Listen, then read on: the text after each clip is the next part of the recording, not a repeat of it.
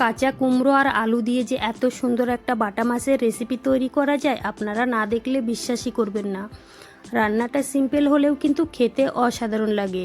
গরম ভাতে কিন্তু আপনাদের আর কিছুই লাগবে না। এখানে কিন্তু আমি কোনো রকম মশলা ব্যবহার করব না, তাহলেও কিন্তু রান্নাটা খেতে অসাধারণ লাগবে। চলুন তাহলে ভিডিওটি শুরু করা যাক। সবার প্রথমে এখানে আমি বাটা মাছ নিয়েছি, ভালো করে কেটে ধুয়ে নিয়েছি। এবার আমি হলুদ লবণ মেখে নেব।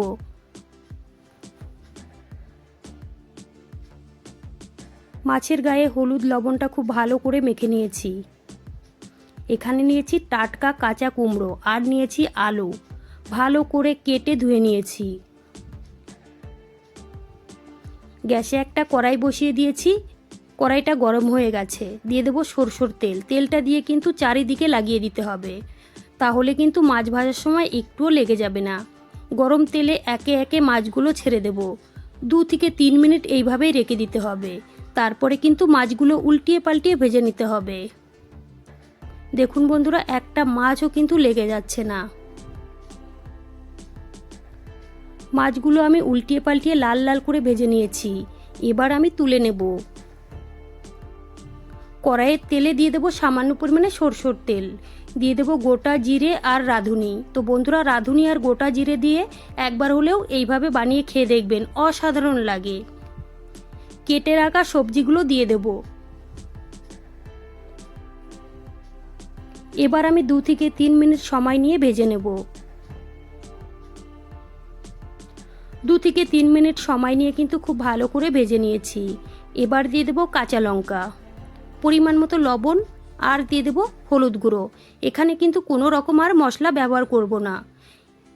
দিয়ে দেবো সামান্য পরিমাণে জল, এতে করে কিন্তু মশলাটা পুড়ে যাবে না। 4 থেকে 5 মিনিট সময় নিয়ে খুব ভালো করে কষিয়ে নিতে হবে। 4 থেকে 5 মিনিট সময় নিয়ে কষিয়ে নিয়েছি। দেখুন বন্ধুরা, সবজি থেকে কিন্তু তেল ছেড়ে দিয়েছে। এবার দিয়ে দেবো জল।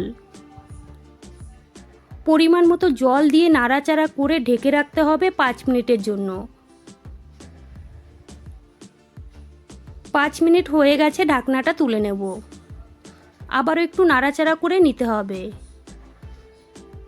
দেখুন বন্ধুরা, আলুটাও কিন্তু ভালোভাবে সিদ্ধ হয়ে গেছে। এবার আমি ভেজে রাখা মাছগুলো দিয়ে দেব। ভেজে রাখা মাছ দিয়ে 3 থেকে 4 মিনিট আবারও ফুটিয়ে নেব। তো দেখুন বন্ধুরা, মাছের ঝোল কিন্তু আমার অলরেডি হয়ে গেছে আর কালারটা কিন্তু ভীষণ সুন্দর হয়েছে, আপনারা দেখেই বুঝতে পাচ্ছেন। আর খেতে কিন্তু অসাধারণ হয়েছিল। এবার আমি গ্যাসটা অফ করে নামিয়ে নেব। তো দেখুন বন্ধুরা, দেখতে কতটা সুন্দর লাগছে। আর গরম ভাত থাকলে কিন্তু আপনাদের আর কিছুই লাগবে না। বন্ধুরা, আমার রেসিপি কেমন লেগেছে কমেন্ট করে জানাবেন।